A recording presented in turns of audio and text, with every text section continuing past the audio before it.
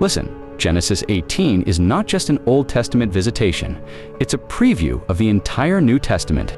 It begins with this shocking statement.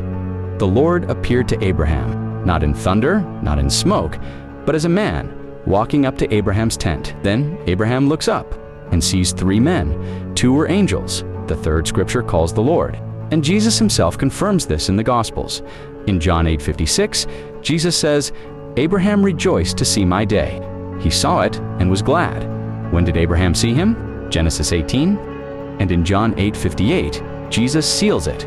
Before Abraham was, I am. The same one who stood in Abraham's tent stood in the streets of Galilee. Then Abraham washes their feet.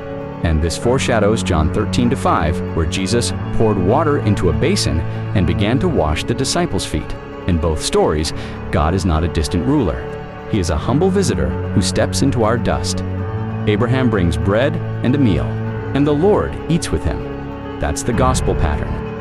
Because in the New Testament, Jesus breaks bread in the wilderness, in homes, at the Last Supper, at Emmaus on the beach after the resurrection. Every meal says the same thing. God desires fellowship with his people, and that's exactly what Jesus promises in John 14:23. We will come to him and make our home with him. Genesis 18 offers a preview of God's continuing promise. The Lord lets Abraham understand what is ahead, revealing that God consistently extends grace and gives people a chance to respond to him before anything changes. Abraham intercedes for Sodom, and then comes the line that echoes the cross, "I will not destroy it for the sake of 10." But the New Testament reveals the deeper truth. God doesn't spare judgment for the sake of 10. He spares judgment for the sake of one perfect life, one perfect sacrifice, one man, Christ, who stands in the gap for the whole world. Just as Abraham stood before God pleading for mercy, Christ now stands at the right hand of the Father, interceding for us, and the Spirit, poured out in Acts, makes us children of the promise, spiritual Isaacs in a world still living by the flesh. Genesis 18 shows the gospel pattern.